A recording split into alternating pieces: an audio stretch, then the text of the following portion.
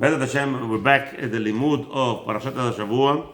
We are holding on the 17th already, Sunday night, the 17th of Bar Cheshvan, which is going to be the second day of the week of Parashat Shabbat, Chaye Sarah. So Be'ezrat Hashem, we have Rabbi Michael here is going to read to us the pasuk, and we're going to go into teaching it, translating it, and we're going to go into Rashi's explanation of the pasuk.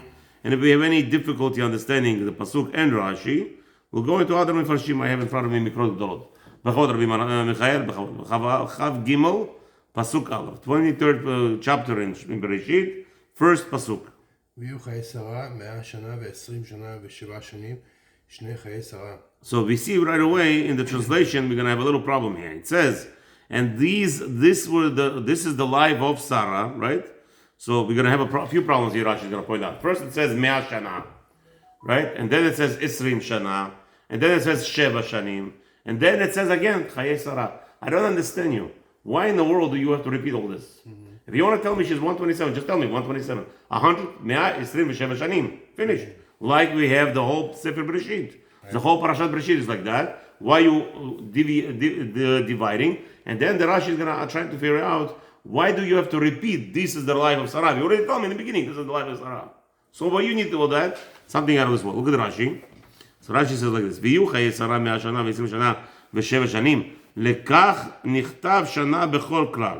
Why does it abbreviate right after every general roundabout? So we have 100, כלל וכלל, לומר לך שכל אחד נדרש לעצמו. Why does it say after each one שנה? 100 שנה, 1 year. 100 year. 20 year, 7 year, why? To teach you the following, בת קוף בת 20 לחטא. To teach you that when she was 100 years old, she was so pure, just like a 20-year-old would be.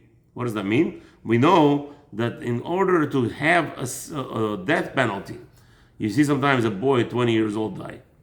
And you wonder, what's going on here? Right? Anything that we have, most of the deaths here in America, unfortunately, before 20, that unless it's accidental death, it's medical death. Most of it. It's all medical interventions.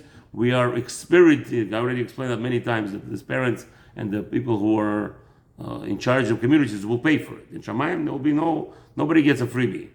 Most of us are taking our children to doctors. Today a doctor said, give this shot, give that shot. It's all experiments. So you see children dying under 20, it's because of the sin of the parents actually experimenting on their children.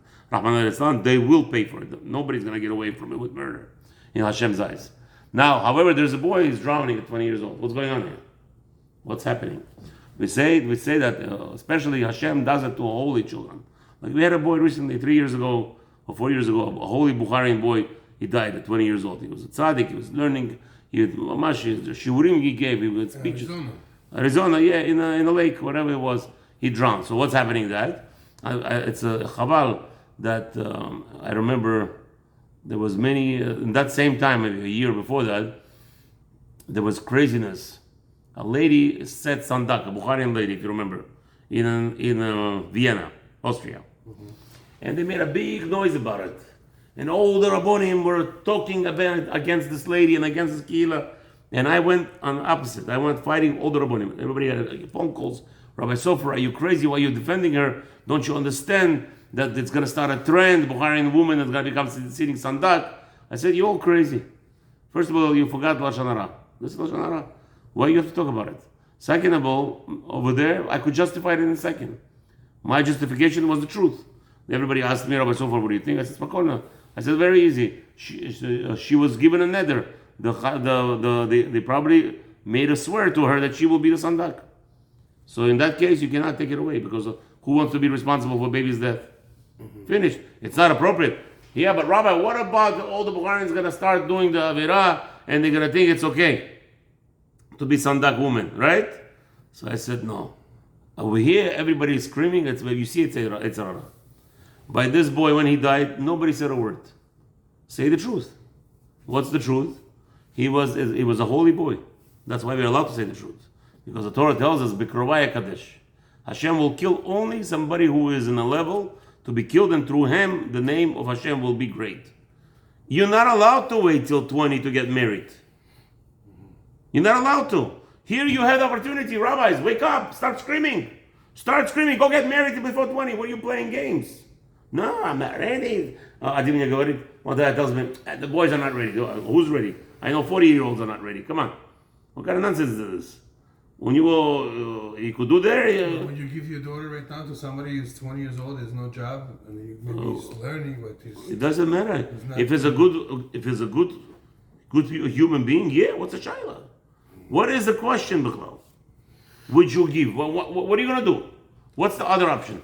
Keep her in your house and delay? But these boys, they're gonna be. This is not a joke. The Torah says, a 20-year-old, I'll kill him. After 20, if you're not married and you do any sin, you will die. It says clearly. Here, Rashi says, even here it says, that Sarah was so pure that at 20 she was not fit to be killed. That means till 100 years old, she lived till her last day of her life. She didn't do any sin that was meriting for her to die. It was so pure. She was so pure. Next. No, Rashi, 1 second. Av bat kuv belo chet. So she was until 120 without any sin. Ubat chav kebat zayin. When she was 20 years old, and through her whole life, she looked like a gentle, the 7-year-old, like how she looks like? Very like innocent look. That's how Sarah looked till the end of her life. Innocent face. She, without any remorse, without any suffering. She lived to the fullest extent, and that's why it says, Chaye Sarah, Rashi says, why does the Torah end, the Pasuk ends off, her life, the life of her Sarah again? Kulan shavin letova. She was always good, all her life. Again, it's a state of acceptance, right? Something happens bad to the person. What does he do? He eats himself, or he does something. He doesn't understand, there's no other choice. If something happened to you, this is what it is now. You're going to eat yourself, you're going to take yourself out of your tranquility. And you're supposed to be tranquil all the time. In order to have, I'm going to tell you something happened in Shabbat out of this world. I'm learning Rashi, and Rashi says sometimes he elaborates it, most of the time he doesn't. So I said, he says something like, without elaboration. He said, this is what it means, go figure it out. So I remember many years ago we learned and we figured it out already now, and yet I'm sitting on Shabbat, I can't remember. What was the elaboration? What was Rashi saying something? I know there is an answer because I went through it. So what happened? Why did I forget? So the Chachamim tell us it's because we get angry. When we get angry, we forget Torah. So what did I do? Listen to this.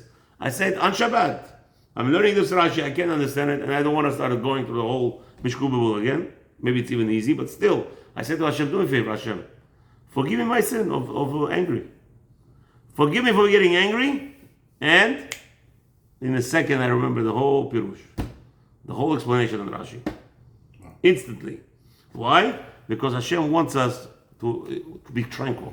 You have to be relaxed to accept Torah, and the only way you could accept it and understand it and memorize it is if the state that you are completely relaxed. That's why Chaye says Rambam, when he was learning, Rabbeinu Tam, he had a whole plate full of gold. By him, a whole tray, they would bring him gold plate, out of gold. There was at least maybe millions of dollars sitting on the table, and he was relaxed, tranquil. Rabbeinu Chaye explains, opens up your mind when you don't have to worry about Parnasah, you don't have to worry nothing. Since you are tranquil, you could learn Torah to the fullest. And that's what Rabbeinu Tam was.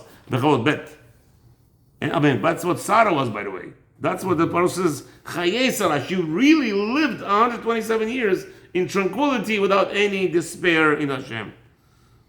ותמות שרה בקריית ארבע, היא חברון. היא חברון בארץ כנען, ויבוא אברהם לספוד לשרה ולבכתה. ולבכותה.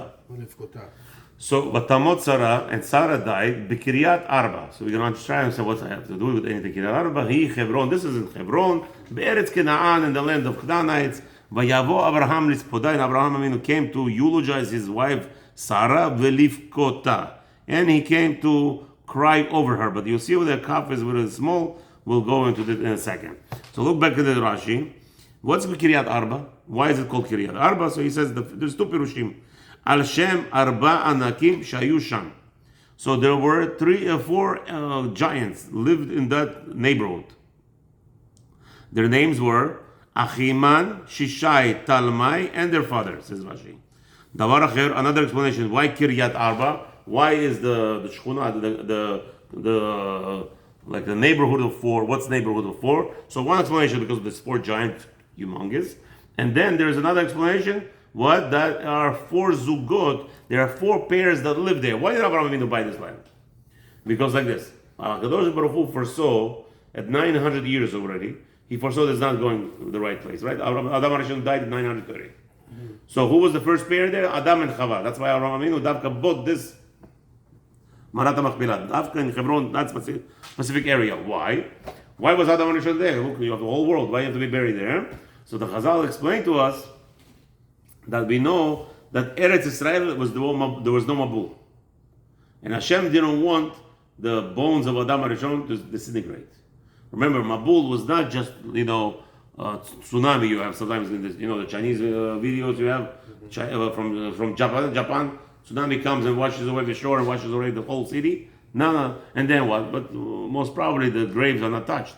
They're 6, 7 feet whatever underground. Bye. Over there was not like that. It's not tsunami. What happened was Hakadosh Baruch Hu niftach kol we know the Rakia. There's no empty space there. It's full of water. So Hashem, and that's how we get rain every day, by the way. Fresh water, it's from the water above. Inside that Hashem opens the sky, the Rakia, which is separating us from waters. And basically, those the snow globes? Mm-hmm. We are actually inside the snow globe. That's our earth. Our earth is like this, and we're inside the snow globe. We have water here. Everywhere is water, basically. We're protected by glass. Okay? And that's what they were actually doing, by the way. In Migdal Bavel, they were trying to break the glass to show Hashem that He's not in charge of this world. That's exactly what they were planning. So, what happened was that Mabul, Hashem opened up all the holes. And the water started flying in. And not just stam water from Gehinnom, hot water, boiling. So everything was on the earth disintegrated. Yeah, the whole water was sitting there for a year, completely disintegration. Then when it's all recessed, all the water deceased, that went away, then the plantation started growing again, there was no human life could survive this. Even not one worm could survive this. Where did it go? Unless it's a water bug. Mm-hmm. Everything went inside the Teva. That's why Teva, what was the reason of the Teva 120 years? Teva was inside the whole world itself. Whatever was in the world was inside the Teva. How do we know? Noah, he put a diamond on top of the window. What do you need this diamond for? I tell you. Diamond, why is it different color, discoloration? Why the diamond has that? Just a second of the gate, somebody's coming in. Yes? If the gatehouse Elvis here. Yes, no problem. So again, what's happening? Why is it discoloring? Because the temperature of reflection is a heat. You see here it's blue, here it's red, here is what is all that? It's the reflection of the heat temperature that's coming out of it. If you take a measure, you could actually measure by each window the reflection of that's coming out of that has its own temperature. And that's exactly what was in the Teva. Noah put a big, diamond, and it gave different temperatures. Here there was snow, here was hot. Different areas for every different animal. Out of this world. The Teva was not a little thing. Some people say it's 600 feet. It was actually, I made a cheshbon, it was 20 foot kilometers. 20 foot kilometers range. The whole Teva. Huge. It was a big thing. That everybody knew that. That's it. The world is going to be destroyed. If you want to live, you go in there. How you get in there? You do either tshuva and stop the corruption, or that's it. So anyway, so it says over here, there were four. So in Eretz Israel, there was no flood. Who slept in the grave? Adam and Chava. When Mashiach comes, he's going to arise also. Not only the Jews, all the previous, the one that led to it. We know that Abraham Avinu, when he died, he didn't want to go to Gan Eden. Why not? Because he was fighting. Where's my father? Your father is a Rasha. He did all the Avirot. No. Take him out. I'm not going in unless my father gets with me. Good. They take out Terach. So the Terach comes in. Where's my father? They want to bring him to Gan Eden. Look, enjoy from your son, the reward. I'm not going there until my father comes out. Abraham Avinu is not going because of Terach. Terach is not going because of this. And all the way to Adam Rishon, all of them Gan Eden. לא. So they're all getting out. So האדם הראשון wanted to begin out. חשבון אברהם. על חשבון אברהם. זה בר מזכה, אברהם מזכה את אביו. The son is מזכה, he gets his father's out of trouble. So now, Adam Rishon is there. Who else is going to be there? Then there is Sarah and Abraham, obviously. This is the second pair. Then it's going to be Yitzchak and Rivka. And then Yaakov and Leah. So you have 4 pairs. As Rashi says, this is Kriyat Arba. Vayavo Abraham. Where is he coming from? So Rashi says, Abraham Avinu was coming from Beersheba. Lispod LeSarah Velivkota. He eulogized Sarah. V'nismecha mitat Sarah. So Rashi explains. Why is death of Sarah close to Le'akidat Yitzchak, to the sacrifice of Yitzchak? לפי שעל ידי בשורת העקידה שנזדמן בנה לשחיטה וכמעט שלא נשחט פרחה נשמתה ממנה ומתה. What happened there? We know the Satan was a trickster. He came to Sarah. We know that Sarah spoke to angels, not a problem. So Sarah was approached by Satan. What did he want to do? He wanted her to stop Abraham. That was the plan. So he came to her and he said, your son is going to be killed today. Sarah is like, what are you talking about? You didn't hear? Hashem wants him sacrifice. So Sarah says, wow, amazing. Sarah was so excited. Wow, my son that I gave birth is going to be elevated to God. Let me go. Where is he? Okay, she started walking. He thought he was going to stop. She went to the giants. She asks them, do you see over there, where that direction over there? What do you see there? Take a look. The giant looks. Yeah, we see. What do you see? We see a young man tied up to a rope, to an altar, and there's an old man standing with a knife was about to kill him. Sarah says, yeah, no, did he do it? Did he do it? Did he sacrifice? And the giant looks at her and says, no, there's stop. What's going on? What happened? He was about to kill him. All of a sudden, he takes the knife and chops off the rope, opens the ropes. Sarah heard that. What? My son is not beneficial for him to die in the name of Hashem? Para nishmata. Her soul jumped out of her. She couldn't handle that. Remember, 127 years, nothing bothered her. Nothing. She was captured as a what's his name? A stolen bride, right? Украденная невеста. Paro took her. Avimelech took her. All the crazy Mishuginas, every kingdom they went to took her. It was a young girl. She looked so beautiful. She was troubled constantly all her life until a baby came to her life at 90. Now her baby is going to be killed at 127. And this baby is not being killed. And she's so crying. She says, how is it possible? How is it my son not fit enough to be sacrificed for Hashem? She died. What happened with Livkota? Why Livkota with the small calf? So really, it's a facade. Avraham Avinu showed that he was crying. The truth of the matter is, how are you going to cry? Where is Sarah going? She was so pure, tahora kedosha. She ain't going to Gehinnom. She's going straight to Gan Eden. אתה נכנס או מישהו אחר נכנס? אתה נרשום? אוקיי, דווי, תביא אנשים. מאור, זה, לירן, דווי. בכבוד. Okay, that's what we. So Livkota and small, meaning Avraham Avinu had to cry, but just for show, not to show Chas v'Shalom that you don't. What's the name? But he had some mourning for his wife. V'yakom. אני גימל. ויקום אברהם מעל פני מתו, וידבר אל בני חטא לאמור. So Avraham Avinu arose from his death. So here the Gemara has a lot of lessons. The Gemara over there in Makot says that a person who is chayav likavor at a mita, he is patur from everything, right? So today, let's say a person, his parents are in a hospice. It's the worst thing. So when they're in the hospice and he has other brothers, let's say older brothers or sisters, they're taking care of the burial. He is not exempt from nothing almost.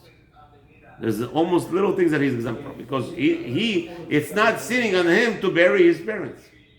He, Avraham Avinu, got up, and that's it. No more mitzvot, nothing. The Torah tells us when there is a dead person in the family, chas v'shalom, a person is forsaking everything, and he's going to do melechet shamayim to take care of the dead body. And they're learning it from this case. Vayakom Abraham, and he arose, and he went and he started negotiating a business deal to purchase the Marat HaMachpelah b'chavod. Okay, Pasuk Dalet. When he was speaking to the children of Chet, saying, what? Get Dalet b'chavod. גר ותושב אנוכי עמכם, תנו לי אחוזת קבר, עמכם ואקברה 200 עמכם ואקברה ואקברה 200 מתי מלפני. מלפני. Okay? גר ותושב, I am a stranger, sojourner. Anochi imachem, meaning I don't belong here. The truth of the matter is, Hashem brought me here, it's true. And even maybe Hashem promised me this land, but right now I'm still a stranger and a guest. Tnu li achozat kever, give me a portion for a graveyard. Imachem, ve'ikbira meti, let me bury my dead from me, milifanai, before me. So let's go to Rashi. What's going on here? Ger v'toshav anochi imachem, Rashi says that I am a sojourner and a stranger in this land with you. Ger me'eretz acheret, I'm a sojourner because I come from a different land. V'nityashavti imachem, and I'm settling with you. Umidrash agada. However, there's a different explanation.